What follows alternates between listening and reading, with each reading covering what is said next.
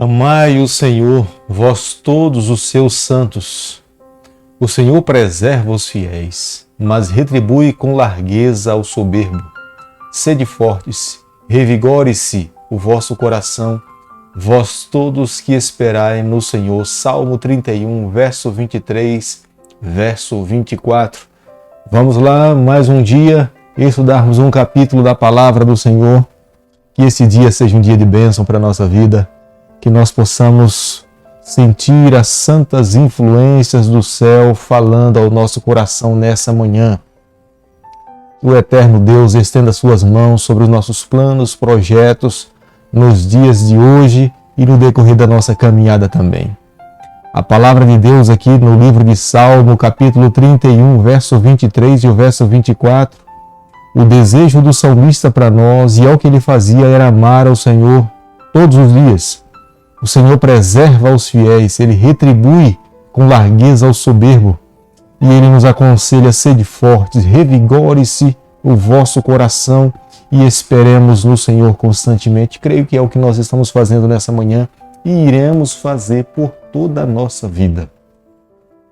Estamos estudando o livro de Êxodo e nessa manhã convido você a ter nas mãos a palavra do Senhor, o capítulo 13, o verso 2. Consagra-me todo primogênito, todo que abre a madre de sua mãe entre os filhos de Israel, tanto de homens como de animais, é meu. Quando nós estudamos aqui o capítulo 13 do livro de Êxodo, nós não podemos nos esquecer que Deus, com mão poderosa, tinha libertado o seu povo do cativeiro do Egito. O deserto seria a faculdade de Deus para educar o seu povo. Nós não podemos em momento nenhum nos esquecermos disso.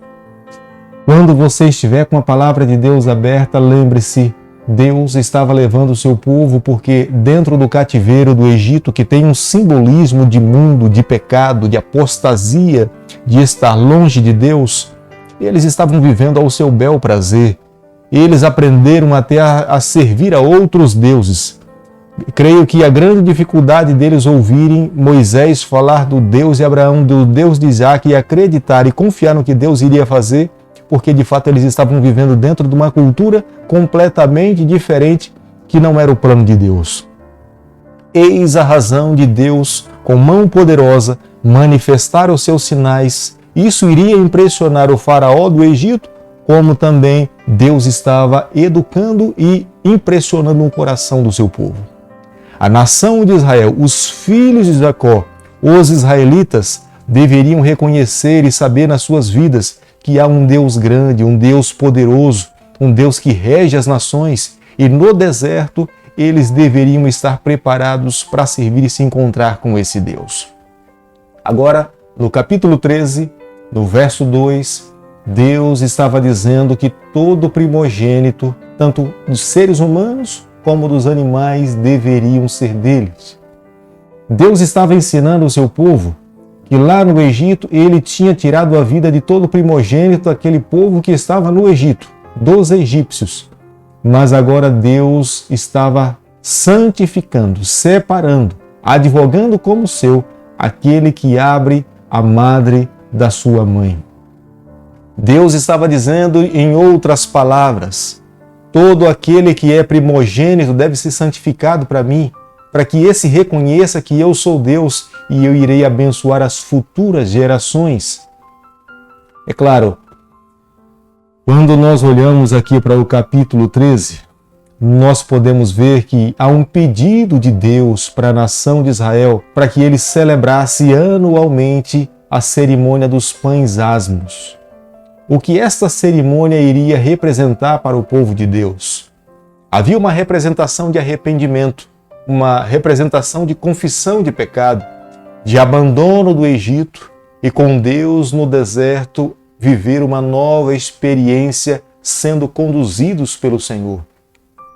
Deus queria levar a nação de Israel a entender que o tempo vivido no Egito deveria ser esquecido, mas agora com Deus no deserto eles deveriam viver uma nova experiência no Senhor.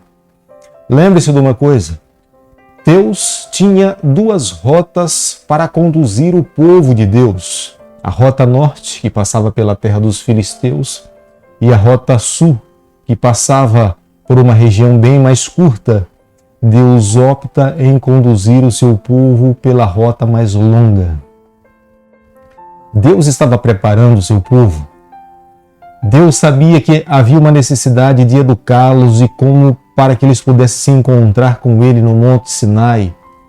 Ao levar pela rota do Monte Sinai, Deus iria colocar nas mãos do seu povo a sua vontade e a sua expressão do seu caráter, que era a lei de Deus.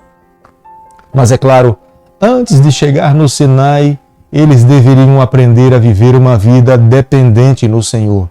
A Bíblia, no capítulo 13 do livro de Êxodo, o verso 21, o Senhor ia diante deles durante o dia, numa coluna de nuvem, para o guiar pelo caminho durante a noite, numa coluna de fogo, para os alumiar, a fim de que caminhassem de dia e de noite. Deus não apartou do seu povo. Deus estava ao lado deles em todo momento. Deus queria que aquele povo entendesse que Ele estava ao seu lado em todas e qualquer circunstância da vida. Ele mesmo seria o seu amparo em todos os momentos difíceis. Seria no deserto que aquele povo ia aprender que Deus é a água da vida.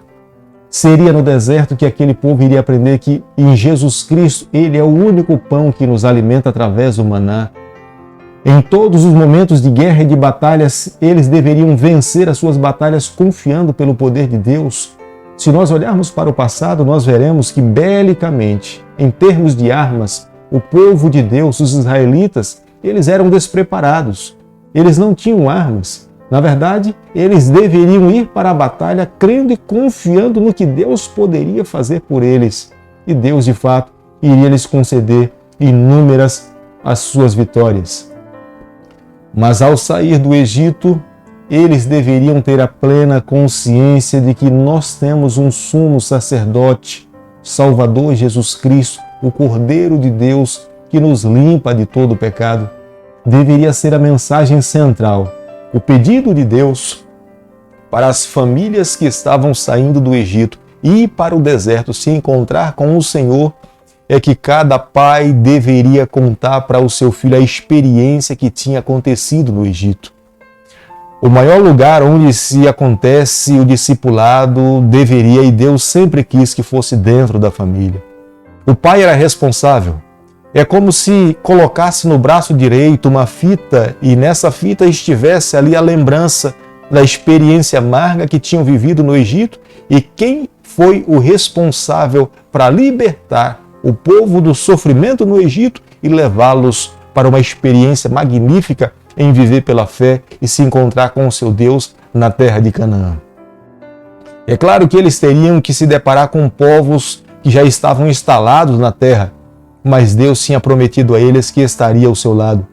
E quando o pai se voltasse para os seus filhos contando como Deus os libertou das pragas e o que eles tiraram e levaram do Egito, para poder se encontrar com Deus no deserto, o coração dos seus filhos deveria se encher de esperança, de fé, de convicção de que eles deveriam manter-se seguros ao lado do Senhor.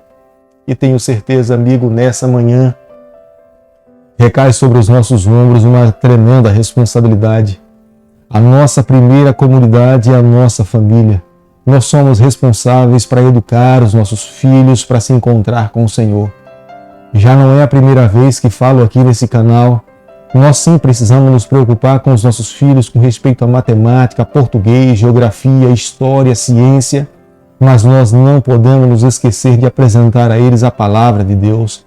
Às vezes a nossa maior preocupação é em falarmos e darmos ênfase nas matemáticas, no português, na história, no inglês, mas nos esquecemos de ensiná-los a orar, de ensinar a abrir a palavra de Deus, ajudá-los a ter um conhecimento maior acerca de Deus, para que no futuro, quando saírem de dentro de casa, eles tenham aprendido a ter essa vida de comunhão com Deus.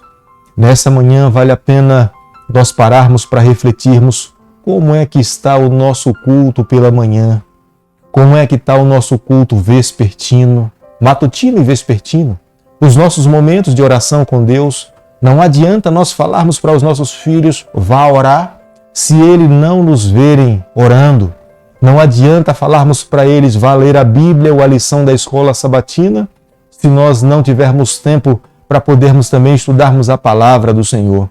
Creio que, nesse momento, é hora que cada um de nós precisamos refletir do que nós esperamos da nossa família, sendo que Deus coloca nas nossas mãos esse direito de liderarmos.